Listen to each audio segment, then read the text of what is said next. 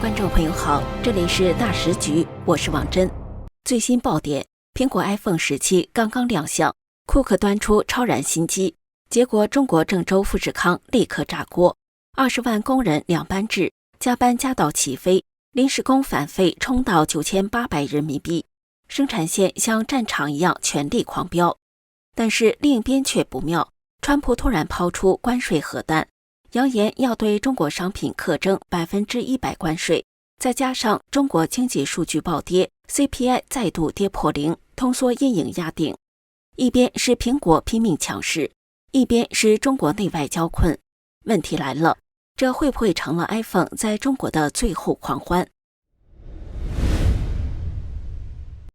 ？9月10号，苹果在加州库比蒂诺总部举行秋季新品发表会，主题叫前方超燃。库克在台上照例强调一句，设计是苹果的一切核心。这次苹果端出了 iPhone 17、iPhone 17 Air、iPhone 17 Pro 和 Pro Max 4款新机。特别值得一提的是，这是苹果5年来首次大幅改外观，机身材质从之前的钛合金换成铝合金，重量虽多了一点点，但库克希望你能裸机上手，感受设计本身。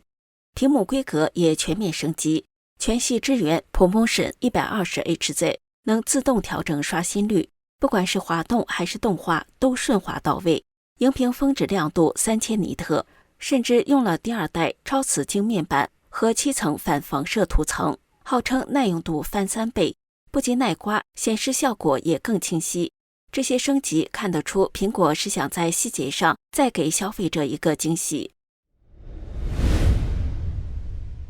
不过另一头的郑州富士康场景可就完全不一样了。中国内媒报道，眼下正是 iPhone 17量产爬坡期，厂区产线几乎全开，20万名工人2班制，日夜不停地赶工。有厂区主管直接说，加班到起飞，去年都没这么忙。富士康郑州港区是苹果全球最大的组装厂，每年8月中下旬到11月都是最忙的季节，今年也不例外。随着 iPhone 17投产，临时工需求暴增，有中介爆料，8月返费工的返费最高喊到9800块人民币。什么概念？那几天一天就能招进上万人，连续1个星期没停过。所谓返工费，就是只要做满规定时间就能拿到额外奖金的临时工，加上正常工资，3个月能存下2万多块。另一种是小时工，底薪2100元，外加加班费、夜间补贴。据说光是9月5号那天，就有2000多名派遣工到场等着分配工作。流水线上的景象很壮观，从锁螺丝、贴膜到组装零件，再到包装，源源不断的 iPhone 17最终被装进印有苹果 logo 的白盒子。目前郑州厂区的产能已经8到9成，全力转向 iPhone 17，旧款 iPhone 16基本快停产了。主管也坦言，从8月份以来，加班强度剧增，但后续要看市场反应。如果新机卖得好，那么加班热潮恐怕还得持续下去。一边是郑州富士康20万工人日夜赶工，把最新的 iPhone 17拼命送到市场，另一边苹果却在定价上做出一个大胆决定，面对川普加征关税的压力，选择不涨价。iPhone Air 的售价还是999美元， iPhone 17基本款是799美元， Pro 版本为1099元，全部和去年差不多。连 iPhone Watch 和新版 AirPods Pro 3都没有加价。分析师说得很直白，苹果清楚，如果这时候涨价，会直接打击消费力，尤其是美国市场，所以干脆利用自身规模优势，把成本自己吞下。这下子，华尔街之前关于苹果要不要把关税转嫁给消费者的疑问，全都打住了。要知道，苹果自己估算过，这波关税光是季度损失就超过10亿美元。苹果选择自己消化成本，市场也立刻解读，这是苹果规模优势的体现。对于消费者来说，花费相同的价格获得新款 iPhone 17，这种友善做法是吸引人的。特别是对中国消费者来说，在面临消费经济压力的当下，就更显得举足轻重。别忘了，苹果的对手可不是省油的灯。三星的 Galaxy S25 Edge 已经达到第7代折叠机，主打轻薄灵活。苹果这次推出的 iPhone Air 被视为是未来折叠机的垫脚石，尤其在中国市场，消费者对折叠手机情有独钟，苹果的市场占有率在流失，所以这次 iPhone Air 能不能成为苹果内转的关键，这点外界也高度关注。有分析师就直白说了， iPhone 17产品线终于让人觉得 iPhone 有了新鲜感，而不是年年小修小补，加上这次新款没有涨价，反而让苹果在激烈的竞争中站到有利位置，能同时满足不同消费族群的需求。苹果选择自己扛下关税，不转嫁给消费者，这让果粉们松了一口气。但是中国的经济现状却不景气，最新数据显示，中国经济这次又传来一波不太妙的信号，通缩压力持续加大，消费者物价指数再度跌破0。这代表着什么？简单讲，就是大家越来越不愿意花钱，企业只好靠打价格战来维持生存。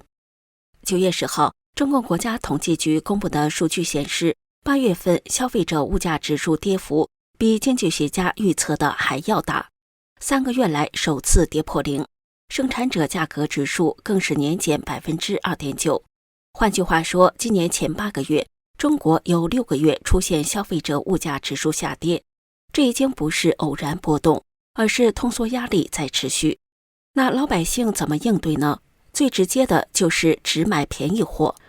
美国 CNBC 记者在北京街头看到一幕，高端的北苑大酒店晚上在门口摆摊卖起了炸乳鸽，价格从每只8美元降到 5.3 美元。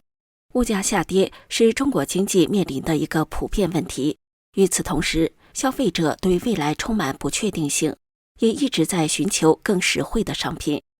更大的问题是，这种低价不只是吃饭的事，而是蔓延到各行各业。电动汽车、太阳能电池板、外卖平台等等，产能过剩，竞争白热化。比如外卖，美团、阿里、京东打得头破血流，拼命撒优惠券。结果呢，今年第2季度，3家公司一共少赚了264亿人民币。高盛甚至预测，阿里未来12个月外卖业务将亏损410亿，京东亏损260亿，美国 EBIT 减少250亿。看似市场很热闹，其实大家都在赔钱换增长。内卷式竞争使消费价格更低，但也会加剧经济陷入通缩恶性循环，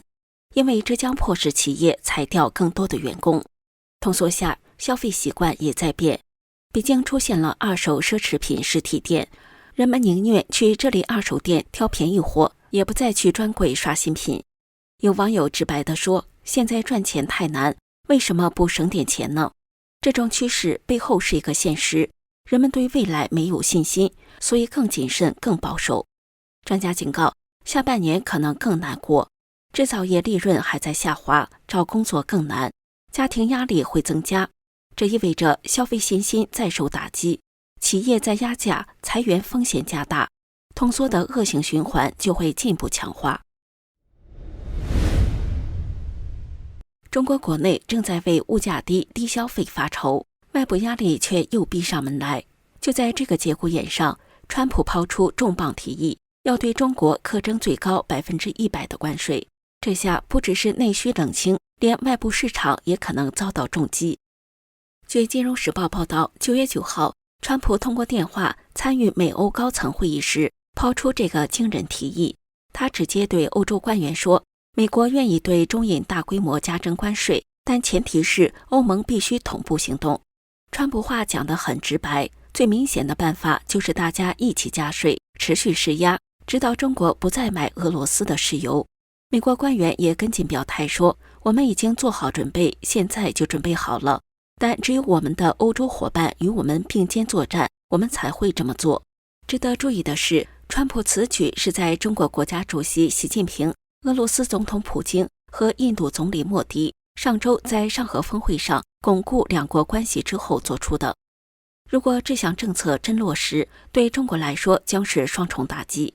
第一是能源风险，中国是俄罗斯石油的最大买家之一，一旦被迫减少进口，就得去找其他来源，成本上升。第二是出口风险，100%的关税意味着中国商品在欧美市场将失去竞争力，从制造业到高科技产品，出口都会大幅萎缩，而这对中国本就低迷的经济来说，简直是雪上加霜。通缩压力没解决，现在还要面临外部市场的关税墙，结果很可能是工厂更难接单，企业被迫裁员，整体内需更冷。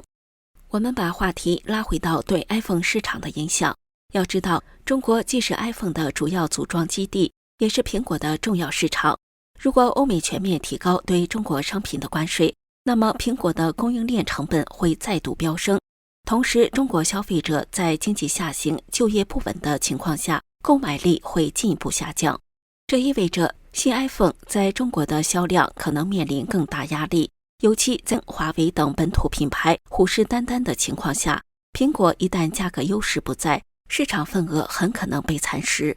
所以川普这一步棋虽然面上是针对俄罗斯，却同时会给中国经济与苹果的中国市场带来巨大的不确定性。如果真成局， iPhone 17可能在美国大卖，但在中国却遭遇内外交困的局面。从 iPhone 17的发布到富士康的加班潮，再到中国经济通缩，以及川普抛出关税核弹，这几条新闻串起来，正是一个中国内忧外患的缩影。问题是，你觉得苹果这次的定价策略能守住市场吗？如果川普真的落实对中印加征100%的关税，中国经济和 iPhone 在中国的销量将会遭遇怎样的冲击？欢迎留言聊聊您的看法。这里是大时局，感谢您的陪伴与思考，请订阅、分享并打开小铃铛，一起在动荡中坚守真相，在黑暗中点燃希望。